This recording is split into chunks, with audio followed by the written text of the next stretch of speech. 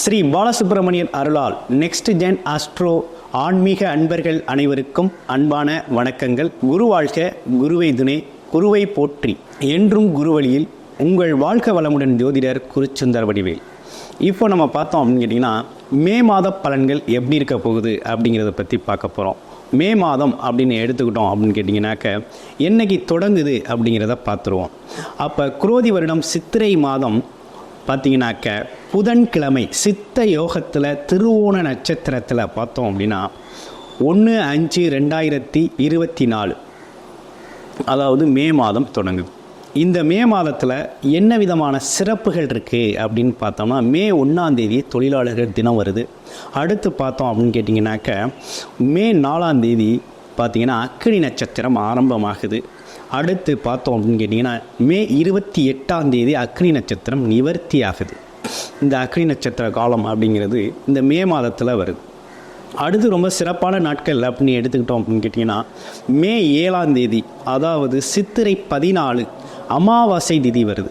முன்னோர்கள் வழிபாடு செய்து முன்னோர்களின் ஆசீர்வாதத்தை பரிபூரணமாக பெறக்கூடிய ஒரு அற்புதமான பித்ரு வழிபாடு தினம் அமாவாசை.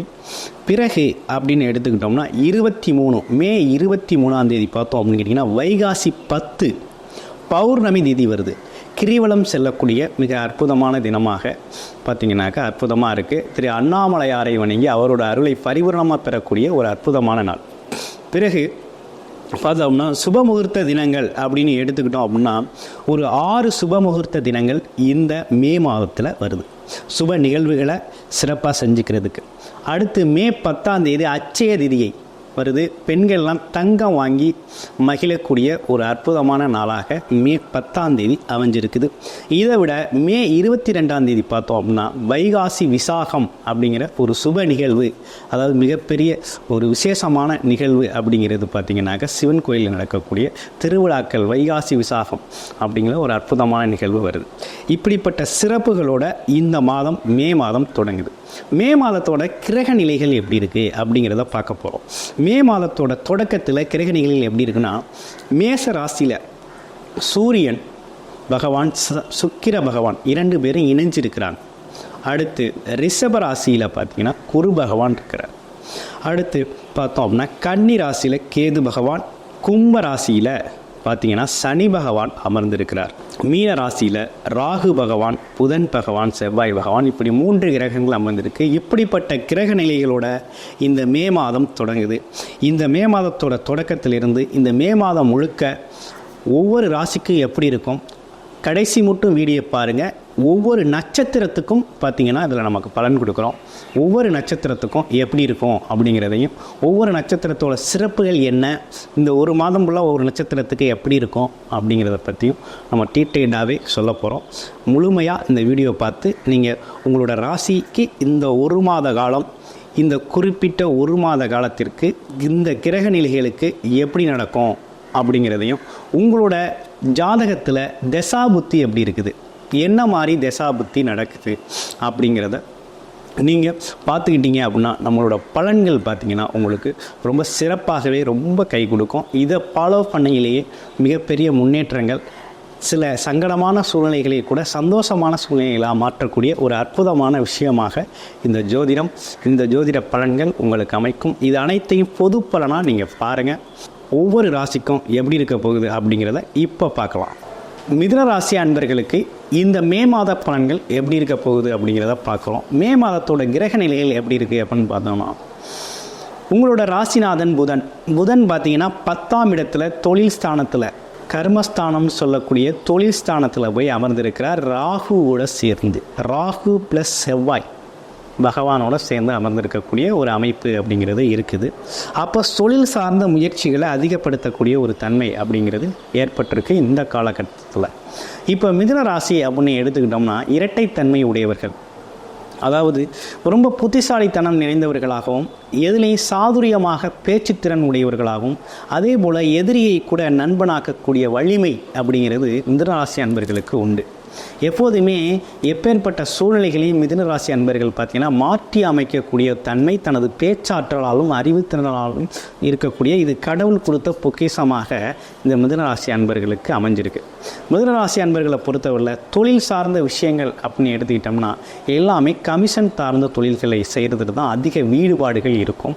அதே போல் வேலை சார்ந்த விஷயம் அப்படின்னு எடுத்துக்கிட்டோம்னா அக்கௌண்ட்ஸ், கணக்கு வழக்குகள் சார்ந்த துறைகள், அக்கௌண்ட்ஸ் டிபார்ட்மெண்ட், அது மட்டும் இல்லாமல் கணினி துறைகள், கம்ப்யூட்டரில் மதிநுட்பம் சார்ந்த துறைகள், அதே நேரத்தில் ஆராய்ச்சியாளர்கள் ஆராய்ச்சி செய்யக்கூடிய ஆராய்ச்சி துறைகளில் இருக்கக்கூடிய ஒரு அமைப்பு. ஆமாம், இது மாதிரி அறிவு சார்ந்த துறைகளில் அறிவுக்கு முக்கியத்துவம் கொடுக்கக்கூடிய வகையில் செயல்படக்கூடியவர்கள் நம்ம மிதுன ராசி அன்பர்கள். இந்த மிதுன ராசி அன்பர்களுக்கு மே மாத கிரக நிலைகளுக்கு எப்பேற்பட்ட பலன்கள் ஏற்பட்டிருக்கு அப்படின்னு பார்த்தோம்னா, குரு பகவான் பார்த்திங்கன்னா 12ல் போய் லாப குருவாக இருந்தவர் பார்த்திங்கன்னா விரய குருவாயிட்டார். 12ஆம் இடத்துல இருக்கிறார். அப்போ சுப விரைய செலவுகள் அப்படிங்கிறது இந்த காலகட்டத்தில் உங்களுக்கு உண்டு, அதில் எந்த மாற்றமும் இல்லை. அடுத்து பார்த்தோம்னா உங்களோட ராசிநாதன் பார்த்திங்கன்னா நீசம் பெற்று 10ஆம் இடத்துல போய் அமர்ந்துட்டார். அதுவும் மீன ராசியில் ராகு பகவானோட சேர்ந்து, ராகு ப்ளஸ் செவ்வாய் பகவானோட சேர்ந்து அமர்ந்திருக்கக்கூடிய ஒரு சூழ்நிலை. அப்போ தொழில் சார்ந்து சிந்திக்கக்கூடிய ஒரு திறமை அப்படிங்கிறது இருக்குது. தொழிலில் ஒரு பெரிய முன்னேற்றம் அப்படிங்கிறது இதுவரையும் இல்லை அப்படின்னு தான் சொல்லணும்.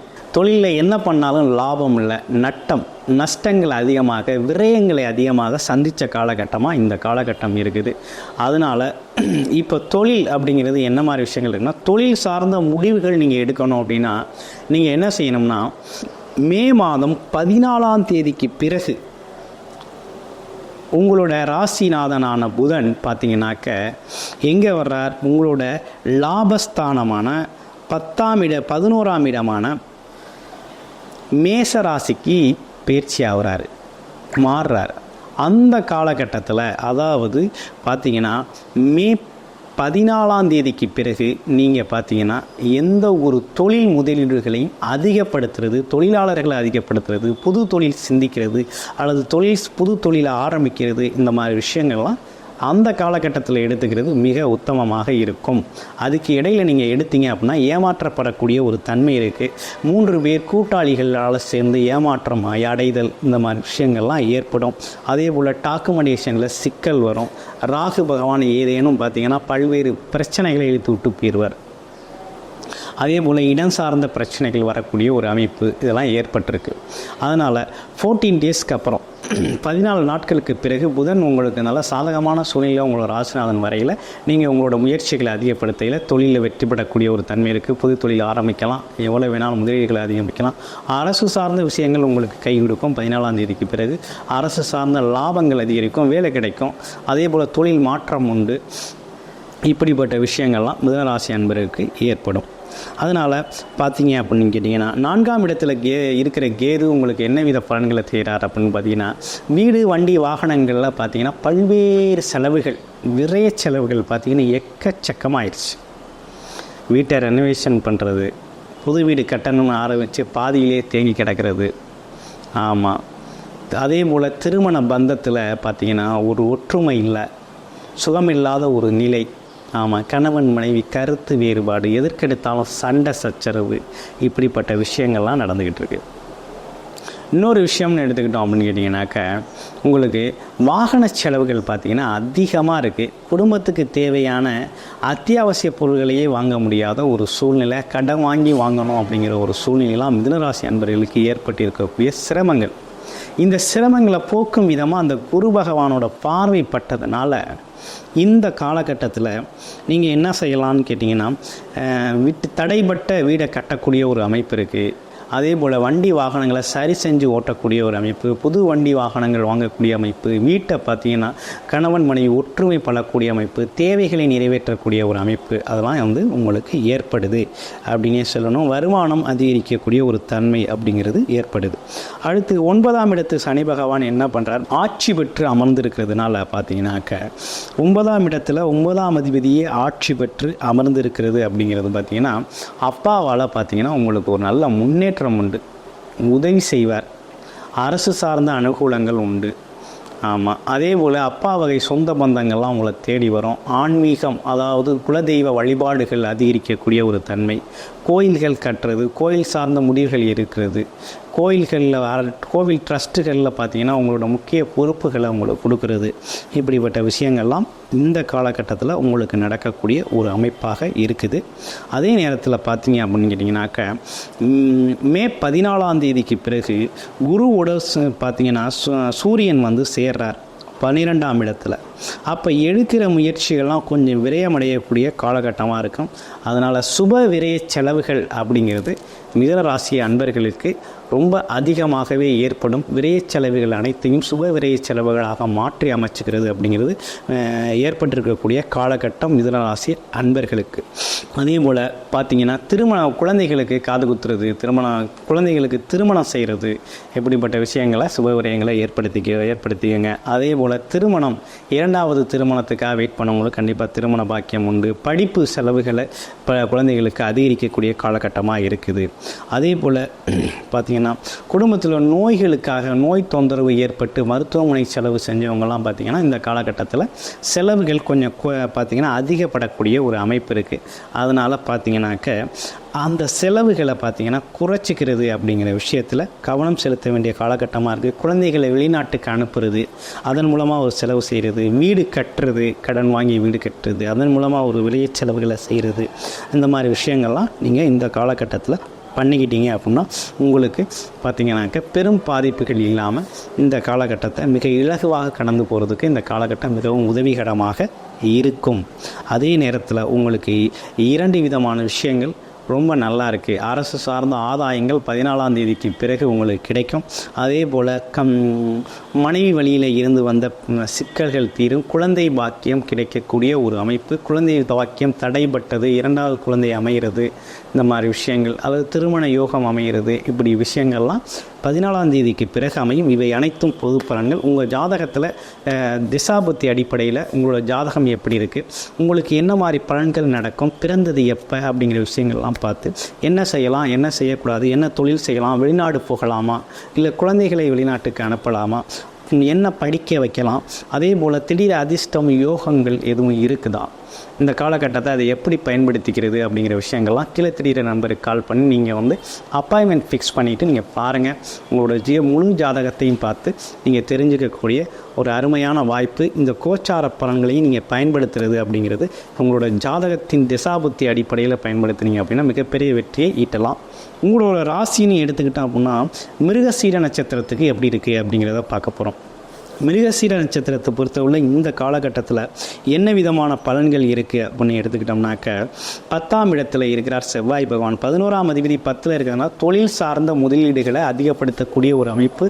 தொழில் சார்ந்து மிகப்பெரிய இடம் சார்ந்த விஷயங்களில் பார்த்திங்கன்னா அதிக முதலீடுகளை போட்டு விரயம் பண்ணாமல் இருக்கிறது ரொம்ப நல்லது. முதலீடுகள் செய்யணும்னு விருப்பப்பட்டீங்க அப்படின்னா நீங்கள் மே 14ஆம் தேதிக்கு பிறகு முதலீட்டு முறைகளை அதிகப்படுத்திக்கலாம். அடுத்து திருவாதிரை நட்சத்திரத்துக்கு எப்படி இருக்குது அப்படிங்கிறத பார்க்க போகிறோம். திருவாதிரை நட்சத்திரத்தை பொறுத்தவரை 10ஆம் இடம்.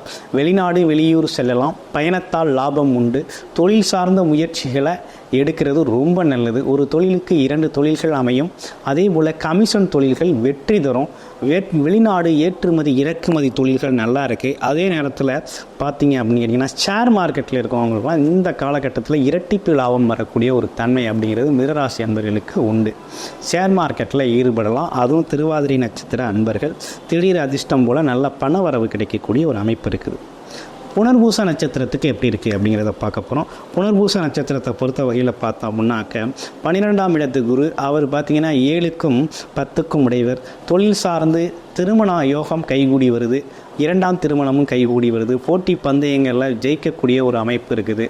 ஆமாம், பயணத்தால் லாபம் ஏற்படுது. தொழில் முதலீடுகளை அதிகப்படுத்தக்கூடிய ஒரு காலகட்டமாக இருக்குது. புது தொழில்களுக்காக அதிக முதலீடுகள் செய்யக்கூடிய ஒரு அமைப்பு அப்படிங்கிறதெல்லாம் இந்த காலகட்டத்தில் ஏற்படுது. தொழில் சார்ந்த பார்த்திங்கனாக்க ஒரு முதலீடுகளை அதிகப்படுத்தி அதன் மூலமாக பிற்காலத்தில் வருமானம் ஈட்டக்கூடிய ஒரு அமைப்பு அப்படிங்கிறது இந்த காலகட்டத்தில் தொழில் அமைக்கிறதுக்கு, தொழில் சார்ந்த முதலீடுகளை பண்ணுறதுக்கெல்லாம் ஒரு நல்ல காலகட்டமாக புனர்பூச நட்சத்திரத்துக்கு அமையுது அப்படின்னே சொல்லணும். சுப விரைய செலவுகள் நிறையா உண்டு புனர்பூச நட்சத்திரத்துக்கு. அதனால் குழந்தைகளுக்கான செலவுகள், குழந்தைகளுக்கான சுப விழா செலவுகள், திருமண செலவுகள் அப்படிங்கிறதெல்லாம் இந்த காலகட்டத்தில் உங்களுக்கு உண்டு. அப்படின்னு சொல்லணும். ஆக மொத்தத்தில் மிதுனராசி அன்பர்களை பொறுத்தவரையில் இந்த காலகட்டம் அப்படிங்கிறது இப்படிப்பட்ட பலன்களவே அமைகிறது. வாழ்த்துக்கள் மிதுனராசி அன்பர்களே.